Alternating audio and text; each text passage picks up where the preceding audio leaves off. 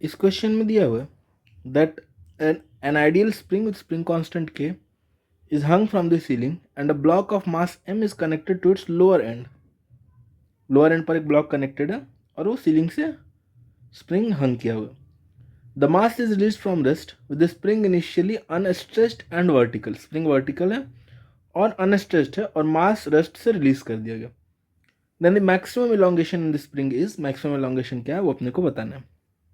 ठीक है, अगर ये क्वेश्चन ट्राई नहीं किया तो इसको ट्राई करो पॉज करके, फिर हम लोग देखते हैं. अब इसमें क्या होगा, देखो सबसे पहले इसमें ये समझना होगा कि अगर यहां पर एक सीलिंग से स्प्रिंग के थ्रू, अनस्ट्रेस्ड स्प्रिंग के थ्रू एक मास कनेक्टेड है और ये मास इनिशियली एट रेस्ट है. ठीक है, तो ये मास अगर इनिशियली एट रेस्ट है तो छोड़ेंगे अगर तो क्या होगा, तो मोशन एनालाइज अगर किया जाए तो छोड़ेंगे तो क्या होगा, पहले mg लगेगा. स्प्रिंग में तो कुछ इलोंगेशन है नहीं, अनस्ट्रेस्ड है.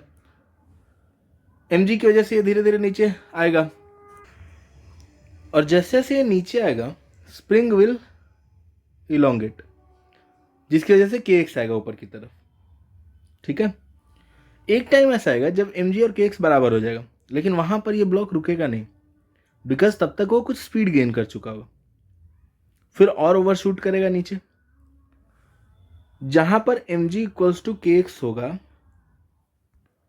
That position will be it's equilibrium position, जहां पर ये इलोंगेशन जो है, यहां इस पॉइंट पर mg is equal to kx है, तो इलोंगेशन जो है x नॉट बोल देते हैं, that is mg by k. ठीक है, इनिशियल वेलोसिटी इसका 0 था, बट यहां पर आते आते इसके पास कुछ स्पीड होगा इक्विलिब्रियम पोजीशन पे और यहां पर ये रुकेगा नहीं, ये और नीचे ओवरशूट करेगा. ठीक है, और जहां पर भी जाकर के रुकेगा at that point final velocity भी 0 हो जाएगी, v इज इक्वल टू 0. और मान लेते हैं कि यहां से लेकर के यहां तक ये लेट इट बी x है, यहां तक x नॉट था और यहां से यहां तक पूरा x है.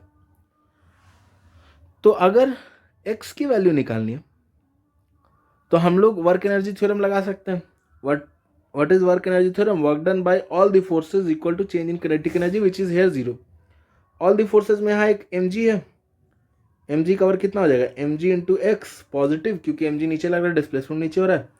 स्प्रिंग का work negative minus half K X square equals to change in kinetic energy which is 0. तो यहां से x आ गया 2mg by k, 2mg by k.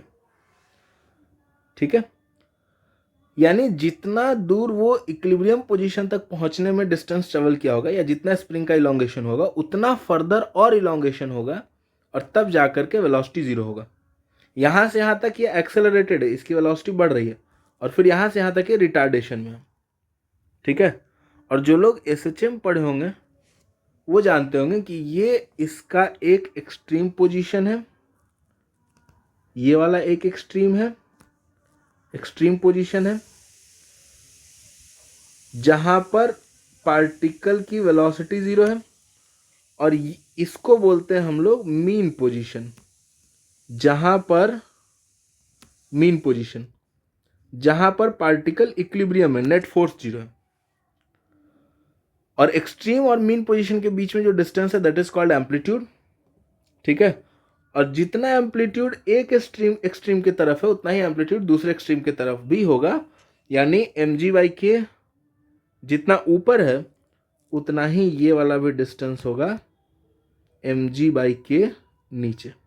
तो टोटल डिस्टेंस होगा 2mg by k. Option B is correct. उम्मीद करते हैं ये समझ में आ गया होगा.